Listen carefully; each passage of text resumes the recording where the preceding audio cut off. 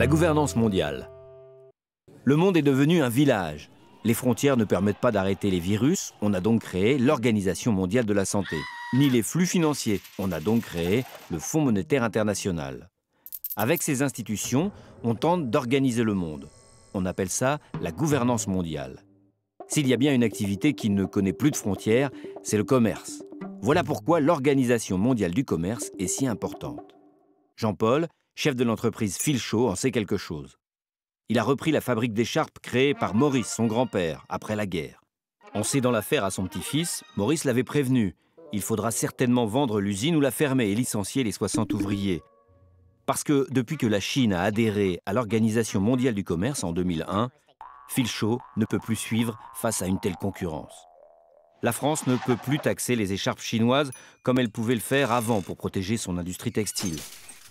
Jean-Paul est furieux qu'on ait laissé la Chine adhérer à l'OMC. Il trouve que la concurrence n'est pas juste parce que les Chinois paient très mal leurs ouvriers.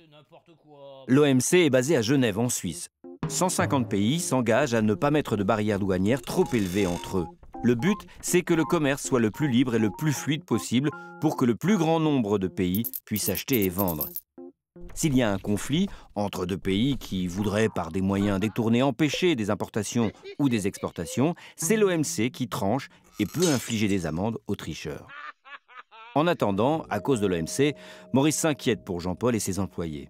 Mais Jean-Paul est malin et au salon du textile moderne à Paris, il a rencontré Odile. Odile est ingénieure et elle a mis au point un tissu synthétique ultra souple et ultra chaud grâce à une formule toute simple à base de... Mais chut, c'est un secret de fabrication. Odile et Jean-Paul font affaire. L'entrepreneur décide d'investir pas mal d'argent pour adapter l'usine et former les ouvriers aux nouvelles techniques qui permettront de fabriquer les écharpes violettes avec le super tissu d'Odile. Oui, parce que le seul inconvénient de ce tissu, c'est qu'il ne peut être que violet. Mais peu importe, Jean-Paul a une idée géniale. Depuis 2011, la Russie a adhéré à l'OMC. Du coup, la Russie ne peut plus taxer les écharpes venues du reste du monde. Et en Russie, il fait très froid. Jean-Paul part à Moscou et propose ses écharpes révolutionnaires en tissu super chaud. Et il explique aux Russes que la mode à Paris, c'est le violet. Rusé, non? Ils mordent à l'hameçon. Ils en commandent 25 000. En constatant que Filchot est sauvé, Maurice est obligé de reconnaître que l'OMC a aussi de bons côtés.